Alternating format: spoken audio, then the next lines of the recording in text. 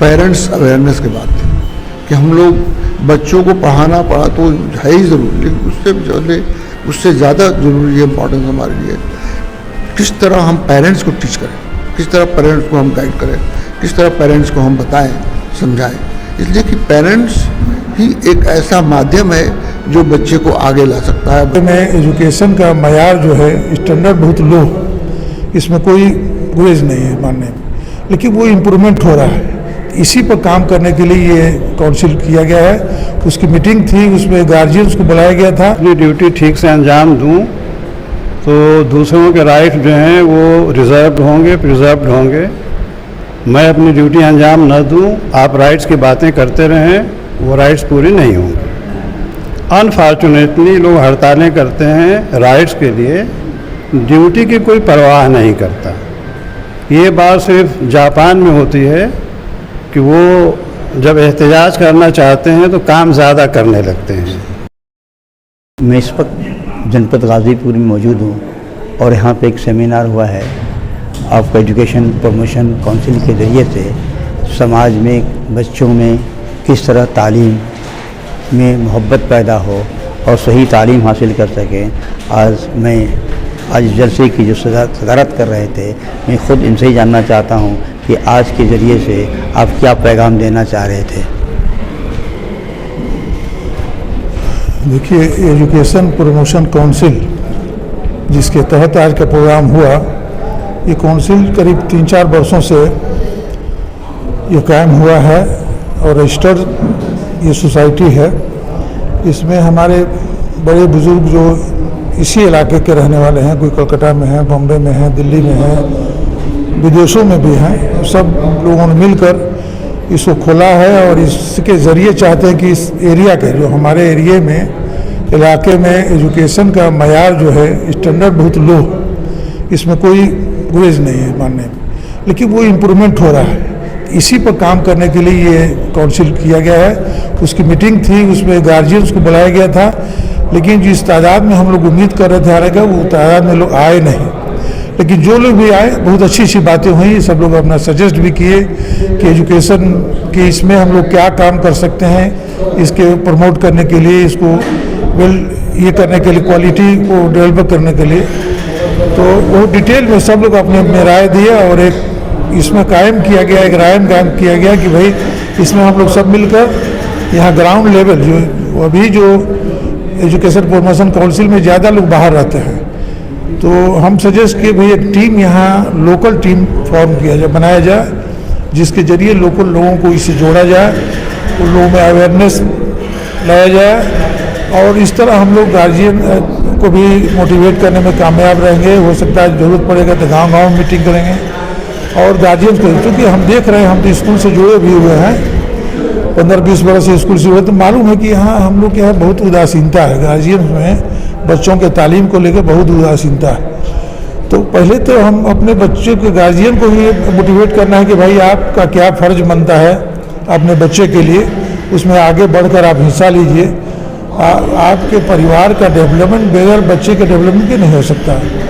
पहले लोग यहाँ देखिए जमींदार थे, खेत था, ज़मीन था। अब एक गांव में 5 आदमी है, उसके पास ज़मीन है, बाकी किसी के पास ज़मीन है। सही पूछी हकीकत यही है। और उसके पास भी अगर 20 बीघा ज़मीन है तो 500 बच्चे हैं तो चाहे कुछ नहीं मिल रहा। तो आपको इस सब पर गौर करके अपने एजुकेशन पर, ऐसे भी अगर आप बहुत बड़े ज़मींदार हैं, बिजनेसमैन हैं, तो भी तालीम पर जोर देना है। तालीम याफ्ता होना बहुत ज़रूरी है, तभी आपका सोसाइटी जो है डेवलप करेगा, आपका समाज डेवलप करेगा, आपका देश डेवलप करेगा। तशरीफ़ लाए हुए डॉक्टर बदरुद्दीन साहब से मेरी मुलाकात हो रही है। मैं आपसे जानना चाहता हूँ कि इसके ज़रिए पूरे गाज़ीपुर के पिछड़े क्षेत्र को किस ढंग से आप में इनकलाब लाएंगे।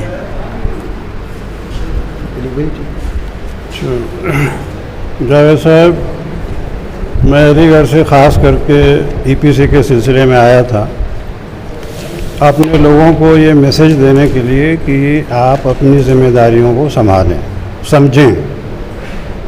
देखिए, हम हुकूक व फ़राइज़ की बातें करते हैं, तो जिस मुल्क में हम रह रहे हैं ये एक जमहूरी मुल्क है, डेमोक्रेटिक मुल्क है, तो दो चीज़ें इम्पॉर्टेंट हैं, एक है राइट्स और फिर ड्यूटीज़। लेकिन राइट्स किसी के होते हैं, ड्यूटीज़ किसी के होती हैं। अगर मैं अपनी ड्यूटी ठीक से अंजाम दूं तो दूसरों के राइट्स जो हैं वो रिजर्व होंगे, प्रिजर्व्ड होंगे। मैं अपनी ड्यूटी अंजाम न दूं, आप राइट्स की बातें करते रहें, वो राइट्स पूरी नहीं होंगे। अनफॉर्चुनेटली लोग हड़तालें करते हैं राइट्स के लिए, ड्यूटी की कोई परवाह नहीं करता। ये बात सिर्फ जापान में होती है कि वो जब एहतजाज करना चाहते हैं तो काम ज़्यादा करने लगते हैं। हमारे यहाँ ये है कि जो हमारी जिम्मेदारियाँ हैं हम उनको पूरी नहीं करते और हमें राइट्स की फ़िक्र रहती है। तो अगर आदमी सिर्फ ड्यूटीज़ की फ़िक्र करे तो राइट्स की ज़रूरत ही नहीं पड़ेगी, वो बिल्कुल ही वो होंगे। और जब तक आदमी ये ना सोचे कि पैदा होने का मकसद क्या है और पैदा होने से लेके जिसको हम मरना कहते हैं वो सफ़र जो है उसका क्या मकसद है, क्या लेके आए थे, क्या लेके जाएंगे। ज़रूरत इस बात की है कि हम इस बात पे गौर करें और ज़ोर दें कि हम क्या दे के जा रहे हैं। लोगों को इस बात की फ़िक्र होती है कि ये नहीं मिला, वो नहीं मिला, ये नहीं। आदमी अपना एहतसाब नहीं करता, अपनी कमियों को नहीं देखता कि हमें क्या करना चाहिए था, हमने किया कि नहीं किया। अगर हर आदमी अपना एहतसाब करे, इसी को ज़ोर दिया गया है, तो कोई कमी नहीं रहेगी। ऐसा समाज बनेगा, ऐसी सोसाइटी बनेगी। आप सबको पता है कि आज की दुनिया की हालत क्या है, हमारे मुल्क की हालत क्या है, दुनिया किस चौराहे पे खड़ी है, लोग कितने डिवाइडेड हैं। कहने को हर आदमी दावा करता है कि मैं किसी का मज़हब, किसी न किसी मज़हब का मानने वाला हूँ। अब कोई ऐसा मज़हब नहीं है जो कोई गलत बात कहता हो। हर मज़हब में अच्छी बातें हैं, उसके बाद भी लोग जो है अच्छा काम क्यों नहीं कर रहे हैं?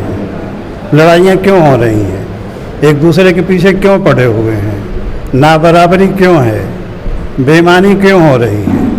जो आदमी बेईमानी करता है अपने लिए तो नहीं करता, जिसके लिए करता है वो उसको क्या देता है? तो मामला सिर्फ समझने का है। और एक कहा गया है golden rule of three, golden rule of three. ये गोल्डन रूल ये है कि व्हाट, हाउ एंड वाई। मकसद क्या है, इस मकसद के लिए क्या करना चाहिए या आप क्या कर रहे हैं, लेकिन सबसे इम्पॉर्टेंट ये है कि क्यों। मैं अलीगढ़ से आया हूँ, आप कहीं से आए हैं, तो मकसद ये है ना कि हम क्यों आए हैं। तो हमें उस बात की फ़िक्र है कि हम क्यों आए हुए हैं। अगर ये बात दूसरे लोगों को मतलब इस बात का एहसास हो जाए कि हमें ये काम करना है तो क्यों करना है। बच्चों को हम एहसास दिलाएं कि भाई आपको पढ़ना है तो सिर्फ पढ़ने के लिए पढ़ना है या पढ़ने का कोई मकसद और मतलब भी है। सिर्फ नौकरी और सर्विस और पैसे कमाने के लिए पढ़ना है तो वो तो पढ़ाई कोई पढ़ाई नहीं हुई। तो मैंने ये कि भाई क्यों पढ़ना है, इंसानियत के लिए पढ़ना है, सर्विस के लिए पढ़ना है। वो चीज़ें तो देखिए, कहीं आपको सर्विस मिलेगी तो उसमें तनख्वाह भी मिलेगी, जो कुछ सहूलियात हैं वो भी मिलेंगी। अगर आप सिर्फ तनख्वाह की फ़िक्र करो, सहूलियात की फ़िक्र करो और उसका मकसद ना समझो तो वो तो बेमकसद हो गया। तो मेन चीज़ है कि हम मकसद को जहन में रखें और कोशिश हम उसके लिए करें। अगर हमें दिल्ली जाना है तो हम हावड़ा वाली गाड़ी पे चढ़ेंगे तो कहाँ जाएंगे? तो ज़रूरत है ना कि पहले हम ये गाड़ी जाती कहाँ है, फिर हमें क्यों जाना है, वो मकसद भी हो। तो मेन चीज़ ये है कि भाई क्या है, क्यों है, कैसे है। सबसे इम्पॉर्टेंट है क्यों। क्यों के बाद ये कैसे करना है। कैसे करने के बाद जो चीज़ होगी वो तो वही होगी जो हम चाहते हैं।